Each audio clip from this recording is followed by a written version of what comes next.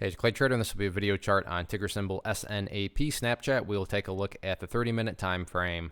Real quick, what do I mean by 30-minute in case maybe you're new to charts? Instead of each one of these candlesticks representing 1 day's worth of price action, which is what you would normally see, each one represents 30 minutes. While this here may look like a few weeks worth of time, it's actually just the past 3 days broken down into 30-minute time slices. I've been doing this analysis on a routine basis, did it on Friday. And want to get it updated here, as had quite a few questions on it. And if you were to say, Clay, look, summarize this for me quickly, I'd say pump and dump. Now, I don't mean pump and dump in the sense of, Snapchat's working out of somebody's basement or some shed or anything like that. So I'm not saying it's a scam. I'm just making the,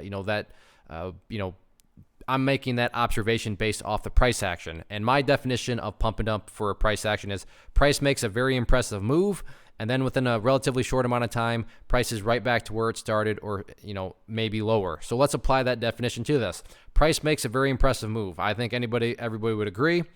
The opening couple of days for Snapchat were quite powerful. And then the second part of the definition, and then within a relatively short amount of time, the price is right back to where it started. So where did all this start at? Essentially started right down here.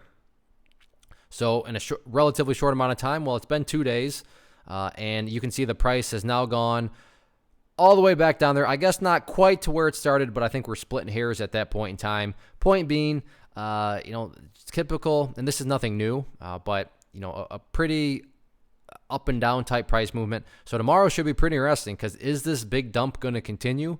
We shall see. But if there is going to be a bounce, that's the main point I want to map out here is the level of support right here at the $23.50 mark, which is as low as it got on the IPO period.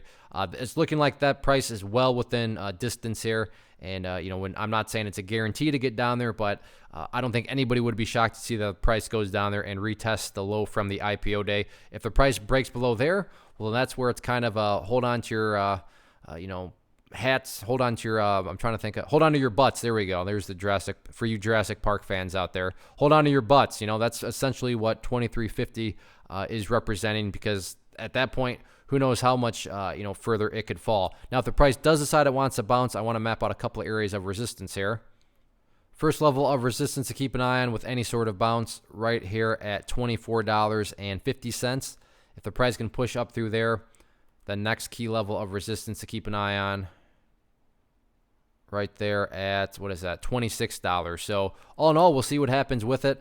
But there's a lot of downwards pressure in it right now, so we'll just have to see how far down this dump actually takes it. But yeah, pump and dump as far as I'm concerned. One of the most popular questions I get is, hey, Clay, how do you find the stocks that you trade? So what I've done is put together this free resource guide where I talk about the tools that I use to locate stocks that I find interesting and think may have potential.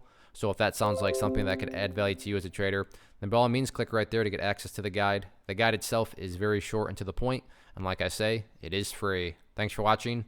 Have a good one.